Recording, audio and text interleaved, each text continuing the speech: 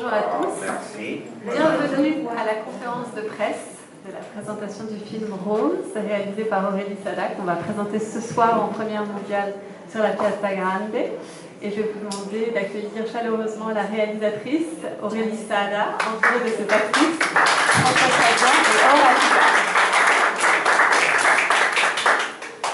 Merci infiniment pour ce film qui nous donne envie de vivre, de danser, de rire. C'était un grand plaisir de le découvrir et j'ai extrêmement hâte de le partager avec le public de la Piazza Grande ce soir. Alors, juste une petite information technique pour les questions. Il y a donc ces petites oreillettes, donc il y aura des questions en italien ou en anglais. Okay. Et donc la position 1, c'est italien, la position 2, c'est anglais, et la position 3, c'est français. Il faut qu'on les mette?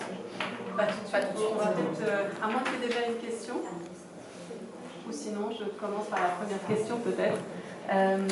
Est-ce que tu veux un peu nous parler de comment t'es venue l'idée de ce film merveilleux? C'est gentil. Comment m'est venue l'idée de ce film? Il y a eu un dîner chez moi, il y a quelques années, où est venue dîner la dernière grand-mère de ma famille, qui s'appelle Denise. Elle est venue dîner à la maison. Elle venait de perdre son époux, qu'elle aimait très fort. Et moi, j'aime bien organiser des dîners chez moi, où on mélange les cultures, les générations, où ça parle fort, où c'est le bazar. On était une vingtaine autour de la table. Et j'ai vu... un ami à moi m'a demandé s'il pouvait venir avec une amie à lui qui s'appelle Marceline. Je ne sais pas si vous connaissez Marceline Loridan-Ivens. C'est une femme qui était dans le même convoi pour Auschwitz que Simone Veil, qui était sa grande amie, et qui était une femme qui réveillait les vivants, vraiment. C'était une survivante dans tous les sens du terme. Et Marceline, c'était une femme qui parlait fort, qui buvait de la vodka, qui avait 93 ans quand elle est venue chez moi, peu de temps avant son décès. Elle buvait de la vodka, elle parlait de sexe, elle était d'une liberté, elle mangeait la vie, c'était une leçon pour tout le monde. Et j'ai vu Denise, la dernière grand-mère de ma famille, regarder cette femme et réaliser que peut-être la vie n'était pas terminée tant qu'elle n'était pas terminée. Et que peut-être elle pouvait en jouir, qu'elle n'était peut-être pas juste une mère, une grand-mère et une veuve, mais qu'elle pouvait aussi être une femme, et jouir de son corps, de ses désirs et de tout ce qu'elle ignore et ce qu'elle ignorait encore jusqu'au bout. Et du coup, le dîner est terminé et j'ai écrit pour la première fois de ma vie un synopsis et voilà, le film est arrivé comme ça. Est-ce qu'il y a une question déjà? Sinon, moi j'ai une question peut-être pour Françoise. On sent une vraie complicité entre vous et votre personnage, vous êtes pratiquement de tous les plans. Comment est-ce que vous avez comme ça construit ce personnage de Rose? C'est à moi que vous posez la question.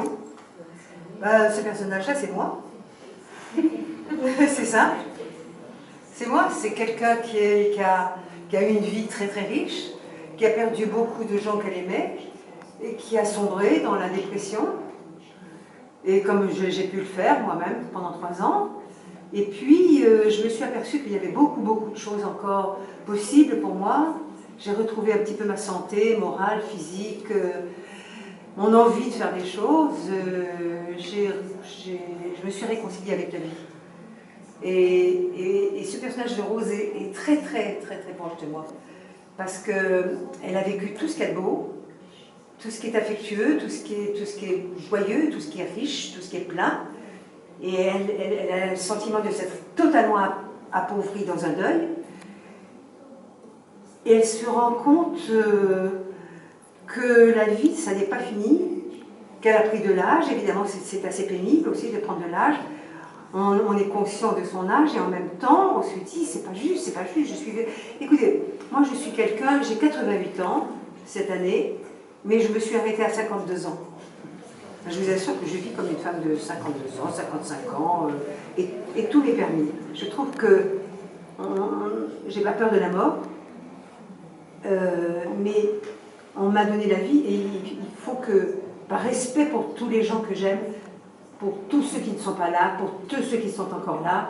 J'ai envie de prouver que la vie est une richesse extraordinaire, avec tout ce que ça peut comporter de négatif, de positif, de beau et de mal, mais que ça vaut la peine.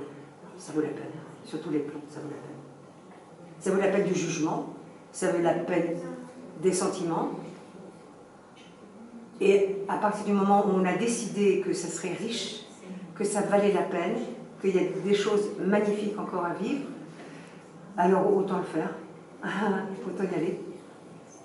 Je pense que c'est Rose aussi. Hein? Oui, c'est ça qui m'a beaucoup touchée aussi dans le monologue final, quand elle termine par son désir. Elle pourrait s'occuper plus des préoccupations de sa fille, oui, qui est à la fois tendre, à la fois un peu rude avec ça, elle. Oui, elle dit « je ne suis pas morte ». Je ne suis pas morte, il y a encore des choses à vivre. Et c'est vrai, je ne suis pas morte. Je ne suis pas morte du tout, moi. C'est pour ça que j'ai des choses à vivre. J'ai des choses à vivre et c'est pour ça que j'ai fait Rose. Et Or, est-ce que comment moi je suis sentie très proche de votre personnage. J'ai eu l'impression aussi que j'étais comme avec ma maman, tendre et un peu rude avec elle. Est-ce que c'est quelque chose de notre génération? Est-ce que c'est que vous êtes aussi sentie proche de la petite Rose? Oui, tendre et rude, parce que je pense que c'est très difficile de voir ses parents vieillir en fait, et que quelque part on leur en veut de ne pas être comme quand on les a connus petits. Donc il y a quelque chose de oui, parfois on peut être un peu rude avec les aînés parce que parfois ils lâchent un peu la rampe, et au moment où elle a ses lunettes cassées, où elle se laisse aller dans la dépression, oui, on supporte pas ça, on supporte pas de les voir évoluer dans l'autre sens en fait.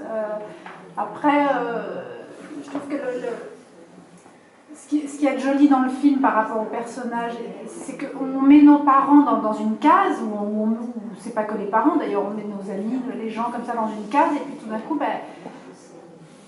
ma mère, Rose, Françoise, décide de changer, de ne pas se conformer à cette veuve, à cette mère, et la vie n'est pas terminée, comme Françoise l'a merveilleusement dit, et tout d'un coup, c'est comment on accepte que sa maman soit autre chose qu'une maman, autre chose qu'une veuve, qu'elle soit une femme avant tout, et c'est accepter que l'autre soit... Parfois ça bouscule un équilibre, voilà, ça bouscule un équilibre, et comment les enfants, enfin moi, mais aussi mes deux autres frères, vont accepter que cet équilibre soit bousculé ou vont pas forcément l'accepter. Je trouve ça très intéressant. Et puis, il y a ce truc où finalement de la voir elle évoluer, moi ça me permet aussi de passer à autre chose, parce que j'étais un peu restée bloquée dans mon histoire d'amour qui n'en était plus une, mais que j'ai du mal à accepter, et de voir ma mère évoluer, j'accepte aussi peut-être de faire un pas en avant et de passer à autre chose et de ne pas rester bloquée comme ça sur le passé. Donc on a chacune fait son deuil et chacune arrive à évoluer. Il y a une chose qui est très, très extraordinaire aussi dans ce film, là, que tout le monde connaîtra, et que le plus tard possible bien sûr, mais c'est que les enfants critiquent tout. Quand cette mère se laisse aller, oui, maman, elle est sale, elle pue, elle se laisse aller, ça ne lui ressemble pas, etc. Il la critique, comment faire, etc. Oui, on va essayer de la réveiller un petit peu. Et puis quand elle est réveillée, alors il la critique aussi, parce qu'elle se met du rouge à lèvres, elle se fait belle. Elle sort à 10h du soir, sans demander l'autorisation. Oui, c'est ça.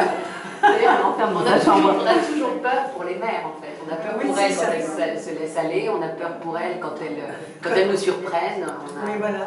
On n'accepte pas, on voudrait qu'elle reste dans le rôle de la mère quand on était enfant en voie d'eau. Il la critique aussi parce qu'elle n'est plus pareille. C'est-à-dire qu'elles sont toujours critiquées. Pauvre Denis. Je crois qu'aimer et critiquer. Buongiorno e complimenti per il film.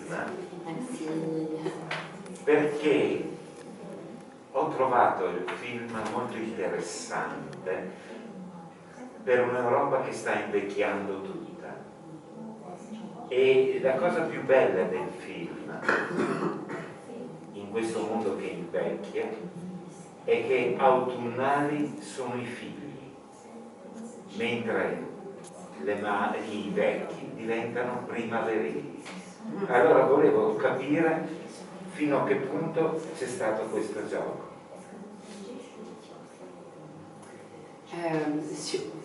sur les saisons, pas particulièrement, mais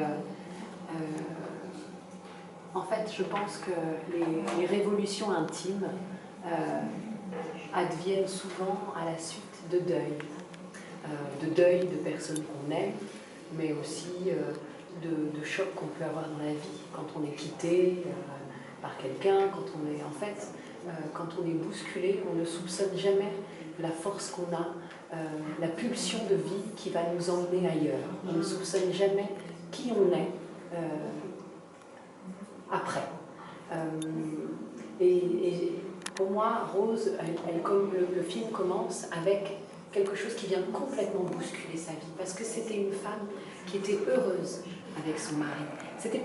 J'avais pas envie de prendre le parti de quelqu'un qui vivait dans une histoire dans laquelle elle était malheureuse, et puis ça s'arrête, et finalement elle se révèle. Ce qui m'intéressait, c'était pour moi la vraie révolution, elle arrivait alors qu'elle-même pensait que sa vie était parfaite comme ça, qu'il y a quelque chose qui se révèle à elle. Et moi j'aime qu'on puisse se dire que dans la vie, il y a quelque chose qui peut se révéler jusqu'au bout, en fait. C'est pas parce qu'on a 20, 30, 40, 50, 60, 80, 90 qu'à un moment donné les choses arrêtent de se révéler. Il y a toujours des révolutions intimes qui peuvent se produire. Tant qu'on est vivant, on est vivant. Voilà. Il y a une chose qu'il explique très très bien, qui s'exprime comme ça à la fin du film, le monologue de la fin, qui dit oui, mes enfants, vous n'acceptez pas, vous voudriez que je pleure tout le temps. Eh bien, je pleure tout le temps. Mais je ris aussi. Et j'ai envie de vivre. C'est vrai que je pleure tout le temps, mais je vis aussi. Et je revendique de vivre aussi encore. C'est une belle phrase, ça. Parce qu'il y a la dualité entre le chagrin, la vie passée et la vie future et présente. C'est une phrase magnifique. Après, juste pour répondre à votre question plus précisément, je trouve que souvent les jeunes sont plus vieux que les vieux. Mais c'est vrai, il y a quelque chose, souvent, je vois moi avec ma fille, peu importe. Non mais c'est vrai, il y a un côté, ils ont tellement de certitude qu'ils sont plus vieux que les vieux. Parfois prendre de l'âge, ça permet de se dire qu'en effet tout est possible, alors que voilà, 20 ans, on connaît tout sur tout, on sait tout sur tout, et on veut des vies plus formatées que plus tard, où justement on a envie de bousculer. Et on juge tout le temps quand on est jeune. Et on juge tout le temps quand on est jeune. C'est vrai qu'il y a ça dans le film. C'est comme si le film commençait avec des réponses et il termine avec des questions. Des possibilités, oui. Voilà, peut-être. D'ailleurs, souvent, le personnage de Rose dit « je sais pas ». Elle dit souvent « je sais pas ». Mais c'est génial de pouvoir dire « je sais pas ». Ça veut dire tout est possible. L'aventure peut démarrer. Et c'est vrai que c'est certainement elle qui guide ses enfants dans le film. C'est elle qui guide ses enfants vers les questions, pas vers les réponses, parce que les réponses, finalement, c'est la mort. Les questions, c'est le mouvement, c'est la vie. Ouais. D'autres questions ?